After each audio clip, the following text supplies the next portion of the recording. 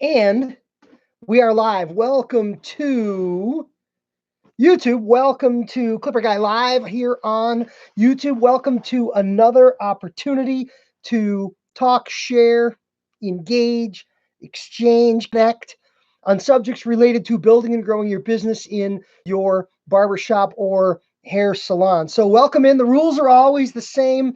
Comment, like, share, subscribe, chat. The chat function is up and on and working. So if you're here, if you want to be known to be here, if you want to be participating and contributing, jump in. Here we go. I touched on this a little bit in the video that we talked about yesterday, but I want to give it its due and give it its own video because there's so many times when I see some conversations about this kind of stuff on social media. And quite frankly, I want to have this video in my stockpile of videos so that when the subject comes up, I can jump on the web. I can grab the link or the URL from this and throw it up on the comments and people watch the stuff. I'm trying over time.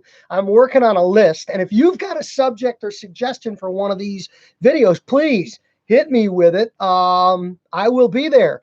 Richard Johnson. Hello, Ivan. Isidore. Zoot with exclamation points. I love that. Well, hello to everybody. Thank you for chiming in. Thank you for being here. So yeah, if you've got a subject for one of these, hit me. I'll get it in the list. I'll get it in the queue. And that's an important part of what we're talking about today. And we'll get a video going on it so we can share and we can talk and we can engage. How's your waiting room? How's your wait time? You got a lot of people waiting. If you're a busy barber in a busy shop, at some point you cross this line to where the wait is no longer okay. The wait is no longer acceptable. The wait is no longer good. It's too long. You got too many people waiting too long for haircuts, and not everybody wants to go to appointments.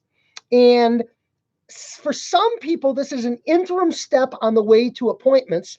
For other people, it's a way to transform that waiting room problem or that waiting room challenge for their business, not just for the short term, but potentially for the long term. What I want to talk about today is a concept called next up service. And here's the idea. You take good care of people, they come back. You take good care of people, they send their friends. These are exactly the things we want to happen in the business. But when people come back and they send their friends, you start to get busier. In a traditional walk-in shop environment, and I saw somebody post the other day online, they asked, hey, do you guys take appointments? And somebody said, real barbershops don't take appointments. I don't know that that's true. Old school, classic, or traditional shops might not traditionally take appointments, but I think today there are lots and lots of absolutely real barbershops that absolutely take appointments. But as we're talking this scenario, and some of you are living it every day right now, some of you aren't quite there yet, some of you may have your own solutions for addressing it, but you're busy. The wait has gotten to be too long. People are grumbling. People are frustrated. Maybe people have left you. Maybe you've had clients say to you, you know what, dude, I love you, but I can't wait like this anymore. What do you say? What do you do? Here's my thought. It's a concept that I have helped shops integrate and get started with. If it's a concept that I've helped shops understand how to put into place, it's called next up service. And there's more than one way to execute this, but it works beautifully. And the idea is this. A client either calls on the telephone or must show up in person. And this is where you with your business get to decide, how do you want it structured? Do you want the client to be required to show up? Or is it okay with you if the client calls on the phone? But the client, let's just say we'll use the call on the phone scenario for now. Client calls on the phone and says, hey, it's Ivan. I want to get a haircut. What happens at that point is you fill out a ticket, or maybe you have a sheet with a list. You put their name on the sheet. You put their name on the list. And they're in the queue like a waiting room, like a waiting list, like a walk-in list. We have something called clipboarding that I'm going to cover in another video, maybe tomorrow. But you get their name on the list. Their name moves up the list. As you serve people in the waiting room, as you cut down the waiting room, their name moves up on the list. When their name gets to the top of the list, they stall at the top of the queue and they hold there. When they physically enter the shop, if they're at the top of the list, they are next up. If they're not at the top of the list, they are wherever you are in the list. So if there's 2 more people ahead of them, they would be up third based on when they called in and when the names hit the list. Isidore's got a comment. Offer them your slowest day. You can also open earlier and longer. I love the idea of trying to fill slower hours on slow days, Isidore. Gold star for that one. Coming in early and staying late, I draw a bit of a line on, because I think you've got to learn to say no. You've got to learn to compartmentalize your life and your business. If you're already coming in 9 to 5, I don't want you coming in early and I don't want you staying late. In your 9th and 10th hour, your haircuts aren't that good. Your customer service is not that good. You're hangry, you're cranky. It's not a good formula. So while I love the idea of filling slow hours, I don't like the idea of coming in early or staying late. So anyways, you've got the next up queue. So this guy rises in the queue, stalls at the top, and he's next to be served. So he calls ahead and says, hey, Ivan, I want to get a haircut. He doesn't have to tell you when he's going to be in. The timing is not important. It doesn't matter when he called. He goes into the queue, and he rises until he is next up. Again, if he comes in before he's next up, he may be second or third or wherever in line. But if he calls in at 9 in the morning and doesn't show up till 2:30 in the afternoon, he stalls and has sat in the queue all day. He's next up. Now, the key to this system is effective communication. Everyone needs to know how it works. Everyone needs to know that it is available, and everyone needs to know how to do it and how to play it. And what I mean by that is, imagine the scenario. Ivan calls at 9 o'clock and says, hey, throw me in the queue. You throw me in the queue. I walk in at 1. I've risen to installed at the top of the queue. I sit down in the waiting room. You finish your cut, and I'm next up. 5 guys in the waiting room are going to attack me for approaching the chair. Hey, what are you doing? Hey, I've been waiting. Hey, it's not your turn. Well, it is my turn.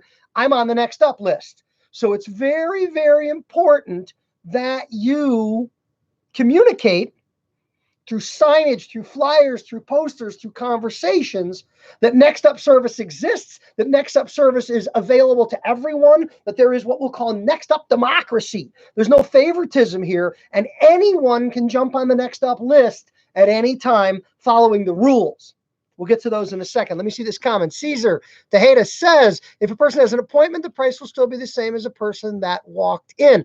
I do not believe in charging differently for appointments versus walk-ins. There are shops that do some of these things. There are shops that use this as an opportunity to put walk-ins in lower priced chairs. That's a conversation for a different video on another day. But I believe a haircut's a haircut's a haircut. I don't believe in discounting, so I don't believe there should be a discount for choosing to be a walk-in. I don't believe there should be a premium upcharge for choosing to be an appointment customer. I don't think those are things we want to play with in the shop. So in this next up scenario, we talked about calling ahead. Now, there's another option out there that I used to work with one of the chains that I worked with, and that was a next up type concept, except they required you to physically come in. You had to show up, you had to walk in, you had to check in at the desk. Hi, it's Ivan. I want to get a haircut. Put me in the queue.